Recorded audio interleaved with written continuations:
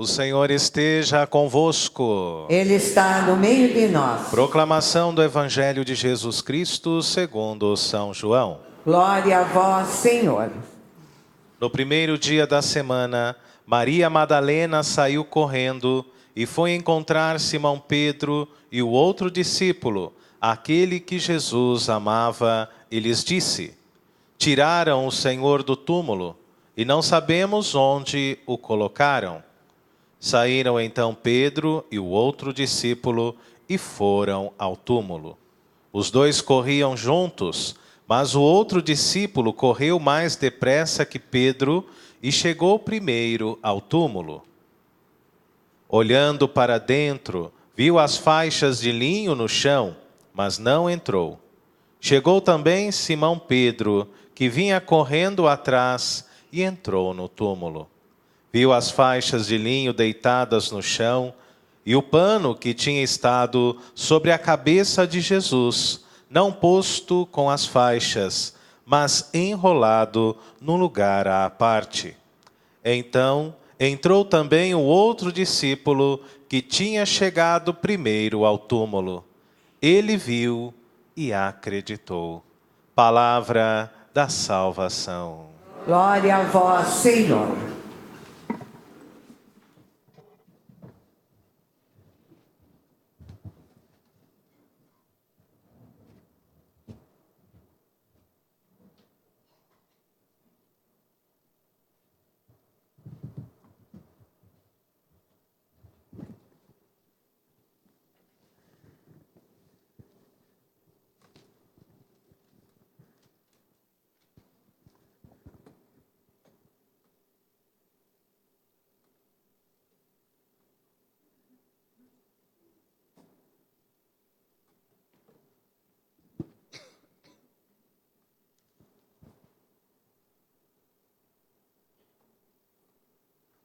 A primeira carta de São Paulo aos Coríntios, capítulo 3, versículo 11, diz: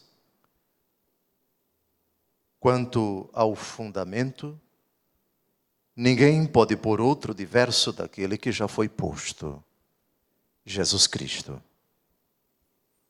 Ele é o alicerce da nossa fé. Ele é o fundamento da nossa fé.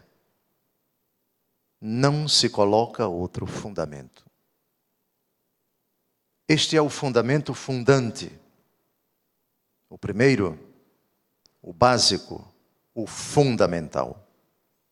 Todavia, na carta aos Efésios, capítulo 2, versículo 20, se diz: edificados sobre o fundamento dos apóstolos e profetas, tendo por pedra angular o próprio Cristo Jesus. Jesus Cristo é fundamento e os apóstolos também são fundamento. E não há contradição entre as duas afirmações. Porque o segredo para compreendermos como conjugar esses dois versículos, escritos, aliás, pelo mesmo apóstolo São Paulo, é exatamente o segundo texto. Edificados sobre o fundamento dos apóstolos e profetas, tendo por pedra angular o próprio Cristo Jesus. Pedra angular é uma expressão tirada do Salmo 117. A pedra que os pedreiros rejeitaram tornou-se a pedra angular. Isto é obra do Senhor, e que sabedoria Ele fez aos nossos olhos. A pedra angular, numa construção, é a primeira pedra que se coloca no ângulo, que é o ponto de convergência entre duas paredes. Normalmente, entre elas existe um ângulo de 90 graus.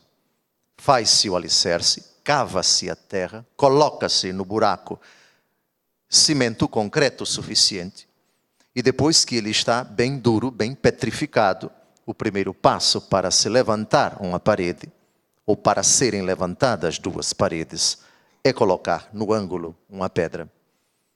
Todo construtor sabe disso. Porque é a partir dessa pedra que se vai medir o ângulo. Sem ela, não se tira o esquadro, como se diz na linguagem corriqueira. Enquanto que no segundo ângulo se coloca uma outra pedra, e naquele. De sorte que é um procedimento básico. Sem a pedra angular, não existe ângulo. Ela é colocada em primeiro lugar. E depois, sim, as outras pedras são colocadas. O fio é passado, que obedece àquela linha, à parede que vai ser erguida. Pronto, com essa imagem nós compreendemos em que sentido Jesus é pedra, fundamento, e em que sentido os apóstolos são pedra, fundamento. Ninguém pode colocar outro fundamento, que é o fundamento fundante. Jesus é pedra, Jesus é fundamento, Jesus é alicerce, enquanto é o objeto da nossa fé. Nós cremos nele, o nosso coração é entregue a ele, a razão da nossa existência é ele. Já os apóstolos são fundamento, no sentido de testemunhas da fé. Reparem o que diz o começo da primeira leitura de hoje. O que era desde o princípio, ou seja, o verbo. O que nós ouvimos, eles ouviram o verbo encarnado.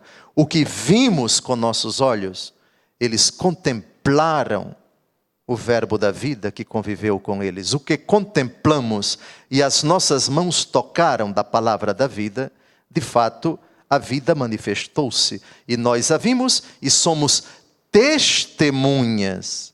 E a vós anunciamos a vida eterna que estava junto do Pai. Portanto, os apóstolos são fundamento à medida em que eles foram testemunhas da ressurreição de Cristo, é o tema do Evangelho de hoje, e conviveram com o verbo da vida que se encarnou, morreu e ressuscitou. Nesse sentido, nós pertencemos a uma igreja que tem 4 características, 4 notas características: a unidade, a santidade, a catolicidade e a apostolicidade. Creio a igreja una, santa, católica e apostólica. E é exatamente essa 4ª nota característica que se destaca no dia de hoje, em que celebramos o fundamento fundado, já que antes de ontem celebramos na liturgia da igreja o fundamento fundante. Na 8ª de Natal, depois de celebrarmos o primeiro mártir adulto que derramou seu sangue por causa de Cristo, foi a festa de ontem, o diácono Santo Estevão. Hoje celebramos o caçula dos apóstolos. E não é um apóstolo qualquer, é um apóstolo que, quando fala de si no seu evangelho, ele se denomina o discípulo que Jesus amava. Tratava-se certamente de um garoto, quando nosso Senhor Jesus Cristo chamou os 12 que ele quis para estarem consigo. Mas antes de falarmos dele, vamos explicar em que sentido a igreja ela é apostólica. O Catecismo da Igreja Católica, número 857, diz que a igreja é apostólica por ser fundada sobre os apóstolos, e isso em um tríplice sentido. Primeiro sentido, ela foi e continua sendo construída sobre o fundamento dos apóstolos, Efésios 2:20, que eu citei ainda há pouco, apóstolos que foram testemunhas escolhidas e enviadas em missão pelo próprio Cristo. Segundo, a igreja é apostólica porque ela conserva e transmite, com a ajuda do Espírito Santo que nela habita, o ensinamento do precioso depósito, as salutares palavras ouvidas pela boca dos apóstolos. E a nossa igreja é apostólica também num terceiro sentido, porque ela continua a ser ensinada, santificada e dirigida pelos apóstolos até a volta de Cristo, graças aos que a sucedem na missão pastoral. O colégio dos bispos, os bispos são sucessores dos apóstolos, assistidos pelos presbíteros, em união com o sucessor de Pedro, pastor supremo da igreja. Nesta sucessão ininterrupta, desde os apóstolos até hoje, cada diocese tem o seu sucessor dos apóstolos, o seu bispo. Mas a diocese de Roma, o seu sucessor é sucessor de Pedro. Pedro tem o seu sucessor, o bispo de Roma. Assim, em Roma, reside e preside na caridade todo o orbe católico, o sucessor do apóstolo Pedro, o Papa Francisco. Em cada diocese, pastoreia a sua igreja particular, em comunhão com o colégio dos bispos, com e sob Pedro, o bispo diocesano. Amados, agora voltemos os nossos olhos para a figura de São João Evangelista. São João Evangelista, o santo de hoje, é o apóstolo João, autor do 4º evangelho, de 3 cartas. A primeira carta de São João, a segunda carta de São João, a terceira carta de São João e o Apocalipse, que é o último livro do Novo Testamento e também de toda a Bíblia. Seguramente é um dos mais novos apóstolos do Senhor, se não o mais novo. Seus pais se chamavam Zebedeu e Salomé. Seu irmão era Tiago, também apóstolo. Tiago o maior, porque havia um outro Tiago no grupo dos 12, Tiago o menor. Os 2 irmãos, Tiago e João, filhos de Zebedeu, foram os únicos apelidados por nosso Senhor Jesus Cristo. E um apelido muito curioso, Boanerges, filhos do trovão. Que significa? Significa que eles tinham um temperamento muito forte. Pelo menos no começo da vida pública de Jesus. E prova isso um episódio muito curioso. Jesus ia passando pela Samaria, vindo da Galileia, em direção a Jerusalém. E os 2 irmãos foram enviados à frente para pedir hospedagem aos samaritanos. Todos sabemos que os samaritanos não se batiam muito com os judeus. Quando os samaritanos souberam que eram judeus que estavam passando, negaram hospedagem. Pois esses 2 garotos chegaram perto de Jesus e disseram: Senhor, o Senhor quer que ordene que venha raios para destruir esses samaritanos? Repare que gênio de cobra. Danados, queriam matar mesmo. Misericórdia, se eles não nascessem em Israel, eu diria, eles seriam alagoanos como eu. Gênio de cobra danado. Jesus então precisou repreendê-los. Vocês não sabem de que espírito estão animados. Jesus proibiu, eles tinham o poder de ordenar que raios caíssem em cima dos coitados dos samaritanos e matá-los. Eles tinham, portanto, um temperamento fortíssimo. Por isso, Jesus os apelidou filhos do trovão. Filhos do trovão queriam mandar raios e trovões. Pois bem, mas com o tempo, este apóstolo caçula, impetuoso, com uma personalidade vivaz, acabou se tornando, sobretudo no fim da vida, um homem extremamente paciente, condescendente, misericordioso. Esses 2 irmãos, como Pedro e André, eram pescadores. Tiago nasceu, juntamente com seu irmão João, em Betsaida, às margens do mar da Galileia. Jesus tinha uma predileção toda especial por ele. Tanto é que ele e seu irmão, Tiago, e juntamente com São Pedro, eles são os 3 presentes em importantíssimos momentos da vida pública de Jesus. Ele ressuscita Nosso Senhor, a filha de Jairo, e não permite que ninguém se aproxime, só leva para estarem consigo, para presenciarem esse milagre, Pedro, Tiago e João. Jesus sobe ao monte para se transfigurar, não leva nenhum apóstolo, a não ser Pedro, Tiago e João. Jesus, quando vai ao Jardim das Oliveiras, ocasião em que entra em agonia, Depois ele acaba sendo preso, só leva esses 3 para estarem consigo: Pedro, Tiago e João. É o único discípulo apóstolo que reclina a cabeça no peito de Jesus, na hora em que o Senhor diz: um de vós me há de trair. Era o querido, no bom sentido do termo, o predileto de nosso Salvador. No Calvário, ele é um dos raros que não fogem, e juntamente com as mulheres que estão ali do lado, presencia e recebe um legado preciosíssimo dos lábios do próprio Jesus, no capítulo 19 do Evangelho segundo João. Agonizando nosso Salvador, Jesus olha para ele, e a respeito de sua mãe, lhe diz: eis aí a tua mãe. E Jesus, agonizando, olhando para a mãe, vendo em São João, evangelista, qual representante de toda a igreja, diz para a sua Santíssima Mãe a respeito dele: eis aí o teu filho. E no mesmo versículo 27, nós temos uma frase belíssima: e a partir deste momento, ele a recebeu em sua casa.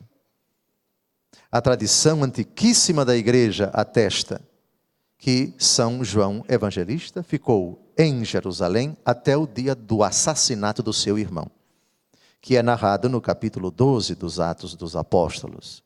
Herodes, querendo agradar aos judeus, mandou matar a espada, ou seja, cortar a cabeça de São Tiago, irmão de São João. Foi o primeiro bispo de Jerusalém, São Tiago, irmão de São João. Depois desse acontecimento, foi desencadeada uma violenta perseguição contra os cristãos, que se espalharam em vários lugares de Israel, a Galileia, a Samaria, a Judeia. O apóstolo Paulo pessoalmente passou a perseguir os cristãos, ocasião em que foi assassinado, foi lapidado, foi apedrejado Santo Estevão, e é a ocasião de São João desaparecer da Terra Santa. E ele vai morar em Éfeso, onde o apóstolo Paulo, algum tempo depois, iria residir. E ele vai ser bispo daquela cidade até ao fim da vida. Ele vai presenciar 2 grandes perseguições que o Império Romano vai mover contra a igreja. A primeira perseguição no tempo do imperador Nero, de 54 a 68.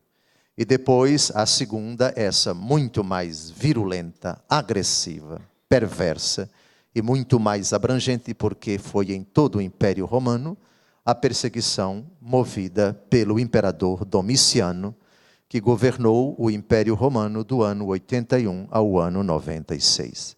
É nessa ocasião em que ele precisa fugir da diocese de Éfeso e se esconder na ilha de Patmos, que hoje pertence à Grécia, no mar Mediterrâneo, onde ele vai ter as visões que vão redundar no livro do Apocalipse.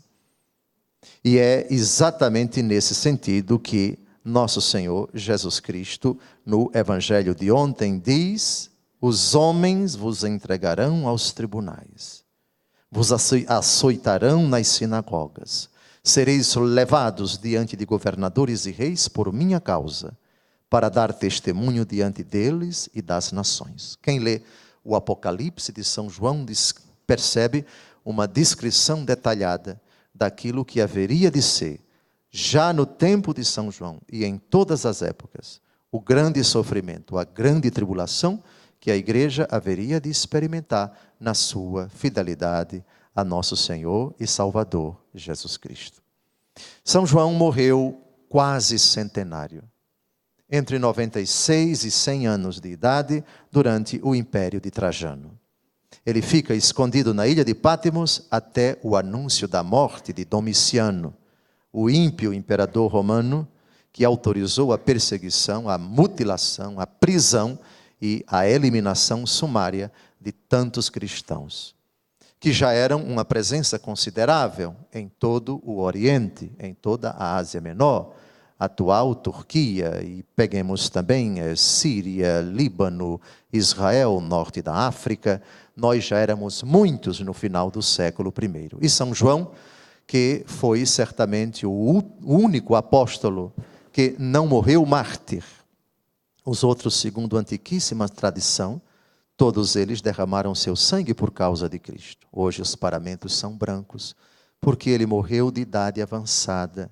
Segundo narram alguns historiadores, idoso, quase centenário, era ajudado pelos cristãos, pelos seus diocesanos, a ir à igreja, ao templo, para celebrar o santo sacrifício da missa. Teve o privilégio de cuidar de Nossa Senhora em sua casa, na cidade de Éfeso, até ao fim da vida desta. Foi de lá que a Santíssima Virgem subiu ao céu em corpo e alma. Uma palavra brevíssima sobre o evangelho que nós acabamos de ouvir. Nosso Senhor Jesus Cristo ressuscita e no dia da ressurreição, Maria Madalena, que é a primeira a quem Cristo ressuscitado aparece, no túmulo vazio, corre para dar a notícia aos apóstolos.